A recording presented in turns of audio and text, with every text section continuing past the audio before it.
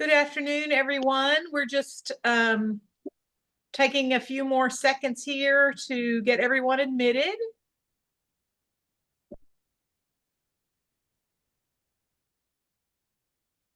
I am Dr. Pat Whitlow with the Office of Nationally Competitive Awards, and I'm here with my colleagues Emily Sally from Competitive Awards and Haven Patrick and Jesse Bowman from the Office of Undergraduate Research. And we're going to talk about a National Science Foundation Graduate Research Fellowship Program. Hopefully that's what everybody intended, the Zoom session you intended to be in. Now, we are going to record this today because we understand there are some people who can't make it. But are we recording, Emily? Yes. Okay. It's recording.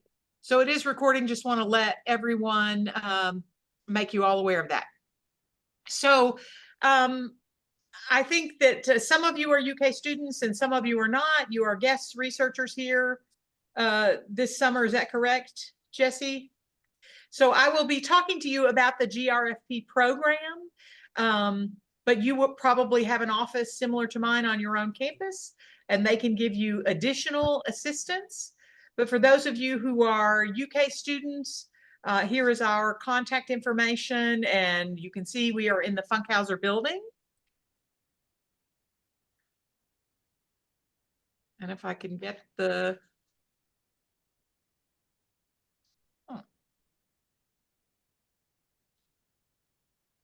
There we go. So I am using some slides from the NSF because it's just their information. You can go back and find it again. I have cut it down a lot from what they have. So you can also go to the NSF GRFP website and find a PowerPoint similar to this, but it has a lot more information. But I'm going to give you a basic description of the program because I know we have a limited amount of time, but then I also, want to leave time for questions for you, but also know that there is other resource and other information for you. The thing about this slide that I want you to know that is the most important piece of this really is this issue of potential. NSF is funding future potential in the STEM field. Okay. And so you need to keep that in mind as you're doing your whole application, because that is what NSF is very, very interested in, is future potential. Just to give you some facts about it, it is awarded to the individual, so you can take it to whatever graduate school program you are admitted to, as long as it's in the US and it's an accredited program. You cannot take it abroad. And you can see it's pretty competitive. They get a lot of applications, and they have, an under 20% success rate, but still you may have multiple options to apply, particularly if you're a senior. If you're an undergraduate, I definitely encourage you to apply as a senior, because then you would get another opportunity. Here's the award in terms of the support that you will receive. As you see, it's a 5-year award, but it's 3 years of support. So I understand that seems a little contradictory. If you get a GRFP, you can take your 3 years of support within 5 years. So that allows you to go on reserve. For example, let's say in your 3rd year, you got some kind of fellowship or another type of grant, and it was fully funding you. You can go on reserve with NSF, and then that funding will still be there for you the next year. Here is the eligibility. So I will let you read that so that you know who is eligible to apply. And we will have this meeting recorded for those of you who came in late, but we could also probably share this more limited PowerPoint if you want to, but it's also going to be on their website, remember. I'm going to talk mainly about eligibility for seniors. There are a lot of complications to eligibility for GRFP, and so I will not talk about all of them. So if you are a graduate student that is in one of these unusual situations, please contact me and we can talk about that further. But in general for GRFP, You apply in the senior year, so you don't want to miss that opportunity. All of those of you who are going to be seniors next year. And you can apply once as a graduate student, either in the first year of your graduate program or the first semester of the second year. But as you can see, there are some other complications for that, for those of you who have slightly different circumstances. But right now we're going to focus on having you apply as a senior or first year graduate student. Here are the eligible fields that you can apply under. There are a number of subfields underneath each of these areas, and you want to check that carefully. So maybe under chemistry, there's going to be another 10 subfields. And so you want to get the subfield that is closest to what you want to do, because that is how your application is going to be reviewed. And if you should choose, I think the example they use is if you choose chemistry as your field, you can't then go to graduate school in chemical engineering, right? So you have to choose within the field and the closest subfield to what you plan to do in graduate school. Here is the GRFP. This is just a general application timeline. We actually have the dates. Emily, we don't have them on this PowerPoint, correct? But can we drop them? Can you drop them into the chat so they will have them? So we will give you the specific dates, but this is just a general timeline. Applications are due in October. You do not have to be nominated by your fellowship's office, but we can provide you help. But you do not have to have a university nomination. Your reference letters are due within a few days, maybe 3 days after your application is due. Then you can see how this goes. You would find out in the spring if you got an offer, and then you would have to accept that offer and tell them what graduate school you decided to attend. Your funding will run through the school where you attend. So for example, at UK, it goes to the graduate school, and then they dispense your stipend and take care of the tuition award. It does not come to you directly. There is a pass through the university. So this just tells you more of what's on the application. This is in general what you're going to be asked to do.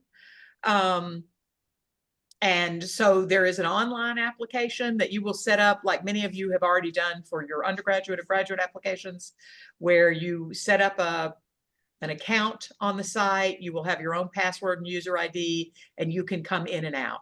So the website was just activated yesterday, so you should be able to open that up this summer and work on it, but you can also wait because you're not going to be submitting until October. There is a 3-page personal statement. We'll talk about that a little more. There's a 2-page research statement. I will say about the research statement, you probably want to talk about the research you're doing or some research you have done. Or you can propose the research you're doing in graduate school, because you'll also want to talk about that, the research that you're doing in graduate school and how your research background supports that. You do not have to actually conduct that research. So it may be that you wind up at a different graduate school than you first envisioned, or you go into graduate school and your research mentor is working on a different project and you're going to work on that. So you don't have to complete this research, but you're wanting to put together a good research statement so they understand that you understand your field and they have an idea of what you want. I know it says 2 mandatory and 3 recommended. I would definitely say to yourself 3 mandatory. They will let you submit up to 5 names, but you definitely want to have 3 letters submitted. This is what they use to review the application. So these are important concepts for you to keep in mind. In addition to the potential, reviewing your potential, I mean, they're selecting for potential. They're going to be reviewing on your intellectual merit and also broader impacts. And we will also talk more about broader impacts, but you can see the basic definitions they use there. And so you want to think about situating your science, your projects, your interests in your field in terms of the broader field and the advancing of the broader field. You probably have a very narrow set of interests that you're going to describe in your research, but you also want to be thinking about how that engages with the larger field of your larger discipline. So this will tell you what intellectual merit is and the things that they are going to look at. Again, this is about your potential. So as you're thinking about this summer, you're working probably on a research team. So you can talk about that. What skills have you learned? What have you learned about communicating your research? You ran into challenges, I'm sure. How did you handle those challenges?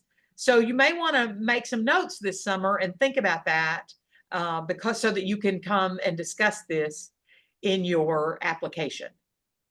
So you can see they want to have evidence of intellectual merit in all parts of the application, not just your research plan. So you're wanting to think about your overall career. Here's what they describe as broader impacts. The more specific descriptions. So one of the things is they are really interested in people who are involved in science overall. So they are very interested in knowing about research that you have done. They're interested in service that you have done. Maybe you volunteered, to serve as a judge for a high school science fair. Maybe you're involved with your college and you do recruitment for high school students who come in for, they do sort of an engineering day here at UK, for example. There are lots of kinds of things.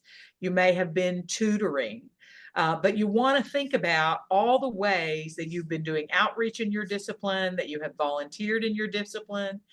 It can also be other things that you do. It doesn't have to be only limited to science. Maybe you're very involved in research on a particular topic that you care about, or with an NGO or an organization. But you want to think about the kind of work that you've done and how that is important and how that helps society overall. But they are looking for that social benefit in your application. So here's your personal statement. This is 3 pages, and you want to use pretty much all of your 3 pages, and they're going to talk to you about formatting. So I have a slide on that later. So you'll want to check that and make sure you format it correctly. But you want to use your space well.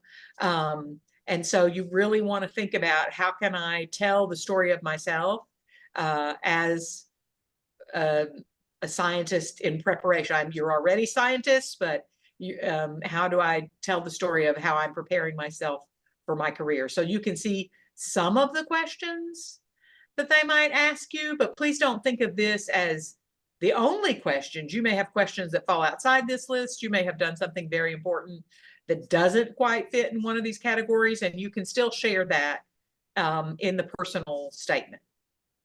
This is where you may also share something about awards as well that you received, or maybe a publication that you're working on. So there may be a lot of different material that you're trying to put in there. And this is where you want to start your application early and give yourself the opportunity to do multiple drafts, because this is a very important document for you, and you want to be able to really drill down to the important things you've done. Sometimes when people first write it, they may leave out some very important project they were on, or they forgot something they did in their sophomore year that's really critical to their research now. So you really want to give yourself time to think through all the things that you've accomplished in your academic life so far, and you want to give yourself time to edit that and revise that such that it is very clear to the reviewers. They will not do an interview with you. They're just going to be reading your document. So you want it to be a very coherent and well written, and you want it to have lots of concrete details about your preparation. Here's your research statement. So you can talk about that. I would say you only have 2 pages, so you're not going to have a lot of time for lit review. So you're really going to be going for more specifics of research. You may be talking about various skills or techniques that you've learned in your research background and how they fit. You also want to think about the larger idea. So when they say, what would you do next? They're interested to know, if your research, if you get the findings that you expect, what would be the next step, right? If you don't get the findings that you expect, what would you do next? So you need to be thinking about that, not just the setup of the research, but once it was carried out, what would you do next? And this, again, you're not actually required to complete the project, but you want to describe it well, and you want to make sure that it makes sense and that it's scientifically correct, because they're reviewing this for your potential as a future scientist. These are just some brief tips, and we can talk about other ones. I mean, some of these are very obvious. Your statement should be interesting and clear. So most of these are things that you might be thinking about already, but I would definitely encourage you to start early. These reference letters are really important. So I really encourage you to think now. You want people who can write about you as a future scientist. You want people who will talk about your potential. So some of it, it's not what you have accomplished yet. It's what you will accomplish in your career. It's what you have the potential to do. It's what you're building toward. And you want letter writers who can address that. You don't want probably a letter from a faculty who just describes that you did well in their class, right? You would like somebody who can talk about you in a broader sense. So research mentors are obviously great for this. They've worked with you. Sometimes you've worked with them very closely over a period of time. But if you have a situation where you think a faculty member may not know you quite well enough, you still have some time. They don't have to turn their letter in till late October. So you could reach out to them. You could arrange to have coffee and discuss what you're doing, why the GRFP is important, where you want to go to graduate school. I mean, they'd be happy to discuss all those things with you, and that will help them have a stronger letter. You can see that bottom point tends to be more of an issue sometimes for graduate students than it does for undergraduates, but please do not let your recommender they should not ask you to draft it, but sometimes they will. And that's really not a good strategy for you, because you cannot say about yourself some of the things they could say. You can't say, I would be in the top 5% of the students that they've taught. They don't know that. So this is where you really want a faculty member who can know you well and knows how to write a letter for GRFP. Again, some of this is a little bit repetitive. That's why I cut out some of the other slides, because they tend to repeat these points over and over. But so you can see, you can have up to 5 people if you think you would like to. They will use the top 3. And for some committees, I've heard that it's the first 3 that comes in. And so you wouldn't want your weakest person, the 5th person, to come in that top 3. So I would be careful about that and think about, do you really need 5 reference letter writers? If you have 3 and you feel strongly that they're reliable and will get their letter in, and obviously you can remind them, then I would have those 3. And we can talk about reference letters more if you want to in questions. You do want to make it clear to the faculty that there is no extension for this deadline. I oftentimes will have students will be applying for something on campus that they need a nomination, and then I'll be submitting the application, and it's not uncommon for a faculty member to ask for an extension, and that's fine. If it's a campus process, usually I can give them 24 hours or 2 days or whatever. Something like this, where it's a national award and you're applying directly to them through an online portal, they will not give you an extension. So you have got to work with your recommenders. You've got to give them sufficient time. You've got to keep in touch with them and make sure it gets submitted. People get very busy. It's not any intent to let you down, but people do get busy and they may be writing multiple letters. But so it would be your responsibility to keep monitoring this so that you know those letters go in. This will tell you a little bit about application review. I won't spend a lot of time on this. You may have a faculty member that you can also talk to about it that may actually have reviewed. keep in mind that they will be in your area and in your subfield. They may not be specialists in your very small area of research, but they won't be just overall STEM experts. They should be in your field of study or close to it, as close as they can get.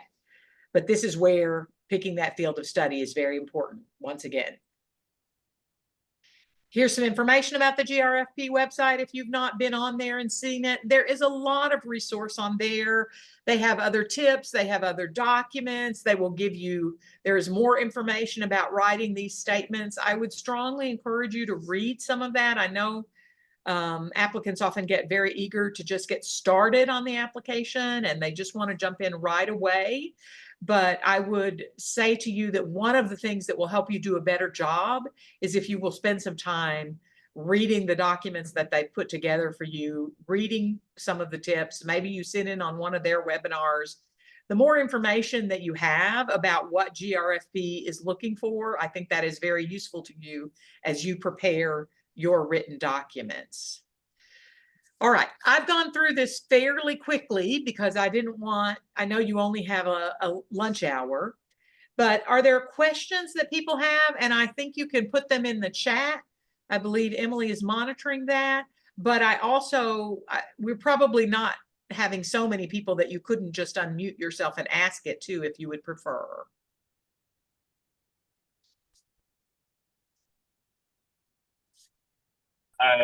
Okay. My question is about kind of building that relationship with our mentors, you know, kind of because in my research right now, I work with like a PhD student and not like my PI, who I'm assuming the NSF would preferably want to receive a recommendation letter from. Kind of what are some strategies to build that relationship with the PI that we can learn? It's a wonderful question, and you're not alone. I think this is really, really common, and I think you're very wise to assume they're not going to want a letter from a graduate student. I don't know what happened there, but they will want it from the PI, or it could be that there would be another scholar in the lab or postdoc, but in general, you're not going to want to put a graduate student in that position, and they would not be able to give you the best letter, even with all the willingness to try and do that. So I would find ways to interact with your PI. There's really no substitute for that. And that can be very hard if they're not in the lab when you're in the lab. So you may have to adjust your schedule somewhat to be in the lab more often when they are in the lab. If they do a regular lab meeting, that can be very useful because you may be able to see them on a weekly basis. If not, then asking for some time, you know, indicating that you're going to apply for the GRFP, you would like to get to know them better, you would like for them to talk to you about your research proposal, perhaps you're asking for advice. Could you, you know, set up a meeting with them? Could you have coffee, something? But you do want to find ways to interact with that individual. So it may be that, you know, I don't really know other than that. Sometimes I would suggest to a student that you could take a class with a mentor too, because then you do get to more regularly see them. You might not be able to do that in this situation. It might not be an option. So I would definitely, I mean, I think this is where, even though it probably is a little bit intimidating, that you have to say to the mentor, you know, I'm getting ready to apply graduate applications. I want to apply for the NSF funding. I'd like to talk to you about that plan. And then while you're in there, you're gonna, you know, ask them to talk to you more about your research in the lab. I think they would be very open to that. I understand that faculty are very, very busy, and it's hard to ask them sometimes, but at the same time, you should be a priority to them if they have accepted you and you're working in their lab. So I would definitely do the outreach and reach out to them. I don't think they'll reach out to you maybe, but if you do it, I think they will be open to individual meetings with you. All right, we have a few questions. I answered this one in the chat, but yes, John asked if we can send out the PowerPoint, and we will definitely do that. And we also can send out a link to this recording, just so if you need to review, we're happy to do that as well. First question, how soon should you start preparing for the GRFP application? Well, I mean, for the application itself, it's due, what are the dates, Emily? Like the 15th or the 19th, did you tell me? Okay, so October, so that's what you're shooting for. And your date, your specific day will depend on your field. So you'll have to look, all the engineering ones go in on one day, so you'll have to look and find the specific date. That's very important to you. You want to know that date. And so you're working from now to that date, whatever that is, in terms of getting these documents prepared, your graduate application, your personal application. Now, probably a lot of people are not starting, to be honest, until the semester begins, right? And that's not impossible to get that done. But I will warn those of you who are going to be seniors, the senior year always, just starts with a bang, and you're just trying to hang on for the ride, particularly for your fall semester, right? It's usually incredibly busy, and you may be taking national exams that you have to take. You're preparing graduate school applications. So if you can do some of the work this summer, even if you can do some of the outlines, if you can start some conversations with your recommenders, if you can sort of get your CV updated, not that you submit your CV, but there will be information that you will take from that, where you put in your honors and your publications, presentations, that kind of thing. So if you can sort of get all of your information gathered, if you have a transcript, maybe you transferred from another institution, getting a hold of that transcript. And I do not remember if NSF lets you submit unofficial transcripts. I don't know if it said earlier on that page, I can't remember, but check that, because a lot of these will allow you to submit your unofficial transcripts now. But if not, and you have to submit officials, you need to be prepared for that process, right? Because that can take some time. So I would start gathering your data. I would start making notes on the things that you think are important to include in a personal statement. Did you attend a conference your first year, and that helped you start thinking about the scientific subject that you wanted to pursue? Different service opportunities that you've had that you may not be thinking about. It's really good to get all of that data gathered. And then I would consider writing a draft this summer if you have time, maybe in August before the semester starts. I don't know when all of your semesters begin, but I just think that many people do not give themselves time to write a draft and put it away for a few days and then come back to it. Your writing will get better and better as you continue to shape it and revise it. And so I would give yourself time for multiple drafts, and I wouldn't be afraid to take advantage of all the resources available to you. I would have your faculty mentor read it. You can have Emily or I can read, for UK students, we can read a personal statement. We're not going to be able to help with your research project very much. In most cases, we're not going to have the background for it, but we do know how to read these personal statements. The Writing Center can be very useful in terms of a personal statement. So you have multiple resources, and I would think about using them. And if you wait too late in the fall, sometimes we don't have time. The week before the deadline is not a great time to be asking a lot of people to read and give you feedback. So you have plenty of time. You don't have to plunge in and open up your application today, but I do think you want to start thinking about all the pieces of information you need to pull together so that maybe you could start a draft, have a draft in August, right? And then maybe you do another draft, maybe you do 2 drafts in August and 2 drafts in September, and then you do your final draft kind of in October. And that may seem like a lot of drafts to you. I actually don't think it is. I mean, your writing will get better and better the more that you keep shaping it. And you want to be very concrete. It's, to say that you took a particular course or I'm interested in chemistry. We tend to give these very, very broad statements like that. But when you think about that, they were getting, 12,000 something applications. A lot of people are going to say that, right? You want to think about, how can I talk about my particular experiences very specifically? What has happened to you at UK? What kind of specific things have happened to you in your lab? What are some of the unusual obstacles you came up against, or collaborative partnerships that your lab has had? Students sometimes will forget to mention, you know, that the lab is collaborating with another lab, maybe in a different part of the world, maybe in another institution, and they've had opportunities to interact with those students and staff. So you want to think through fully all the opportunities you've had in your career, because you want to reflect those in the application. Okay, another question. I'm going to actually skip ahead to one because this is from Jesse, and I think you just answered it. Does the Office of Nationally Competitive Awards assist students with their application and personal statement? Yes, we do. Into that a little bit. And then we have one, are fellowships more impressive than internships if I want to work in a research career? That's a good question. Jesse may want to comment on this as well. For one thing, it would depend on what the internship is, right? So is it a research internship? Like, are you doing direct research? For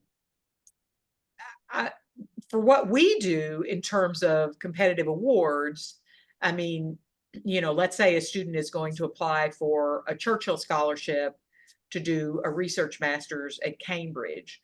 You know, it's very important then to have that direct research background. You have to have that.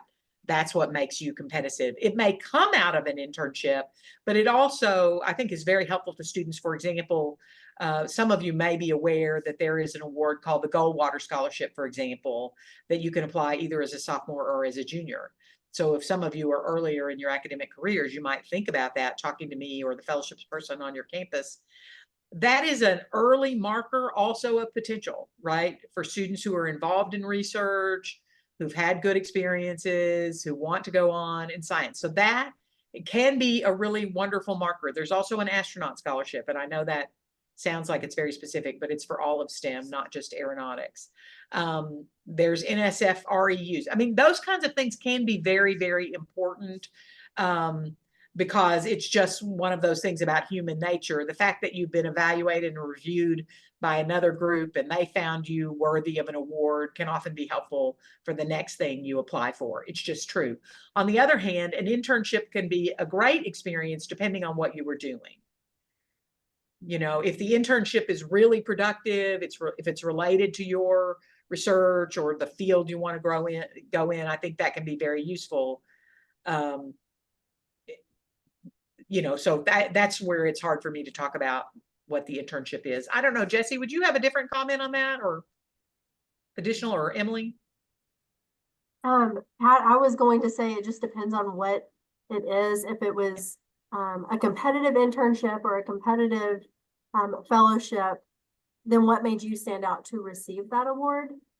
So again, Pat, I'm deferring back to you, as it really does depend on what the fellowship or the internship entails and the job and the skill set that you had to use for that. And I mean, you can think about, you know, that sort of makes sense. I mean, the more competitive the opportunity was, you know, kind of the people will respect that. People know what goes into Goldwater. They know the people who review those. They know how competitive it is, you know, so it gets you a lot of respect as you move on into the next thing, whether that's applying for NSF GRFP or another science award. So, but the internship may be great too. This is where sometimes talking to your mentors, like if this is something, an opportunity, your decisions you're still making in your career, this is where sometimes asking, you know, talking to your mentor about how people would view that in the field can be very useful. All right. We have two more questions. I like this one. This one's an excellent question. What is the purpose of having 5 letters of recommendation if they only look at 3? Isn't that, yes, I don't know. I think it's very strange. They are the only one who does that. I mean, we work with a lot of awards and they ask for the number of letters they want, and that's what you provide. So At one point, I was in a session where a faculty member was talking about it, and they said it was because it was to allow students to have the full complement, so that if someone didn't follow through, the student wouldn't be harmed by that, you know, that they would have a backup. Like, so, you know, if they had, you know, I don't know. That's what the explanation I was given by a faculty. I just find that, I find it odd. I quite frankly cannot give you an explanation for it because nobody else does it this way. And so I don't know why NSF does, because I do not think that faculty in STEM are any less reliable about recommendations than faculty in other fields. So it's unclear to me why they do it. All right. And last question. I'm a double major in art and social work, but I plan on using art in my research with military populations. Would it be better to include a few of my art professors for recommendations since I wasn't able to make as many connections with my scientific professors? No, I don't think so. To be honest, I mean, I don't know. What are the two fields, art and? Double major in art and social work, and I plan on using art in my research with military populations. And so the research is going to be in some kind of STEM field. Like if we go back to what the fields are, if I flip. It's a social science. It's technically under psychology. Okay. Okay. That helps me because I was like, wait a minute, that doesn't seem to fit. Okay. I'm glad, So, glad you're still here. Psychology is, you need to be in experimental psychology. So this is one thing that comes up with students sometimes. So for example, people who are going to do therapy work, or that kind there, I took out a slide, I think, that talked about fields they don't want. So I can send you that. But they do not want people doing biomedical science or health science research or therapy research, no physical therapy, that kind of thing. So I don't know how well you would fit. I mean, you know, that may be something you could talk to me or talk to your mentor, but it would really need to be fit within their categories of experimental. So I would go look at the psychology and look at the subfields and just make sure it's right, or the social sciences, because I think they give fewer awards there. But they're looking at people who can talk about your potential with research. And so I don't think in general people would advise you to use recommenders from your artistic background.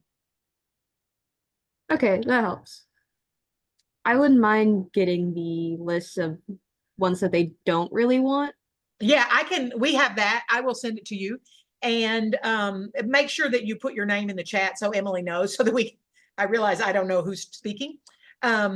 But yeah, so they're not interested very much in sort of healthcare therapeutic work. They are much more interested in the hard science. So they have psychology on here, but they are interested in only experimental psychology. And that is our last question in the chat. If anyone else has one, feel free to unmute.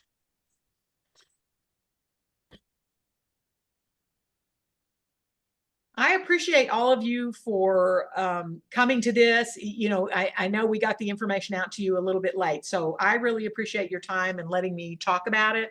And I am happy to answer further questions if you want to just send an email. If we didn't cover something that is important to you, I will be happy to talk to you about it outside of this session. We can also hang out for a couple of minutes if you want to stay after as well. Absolutely. I know some of you have to get back to your labs, but we'll absolutely stay and talk if you want.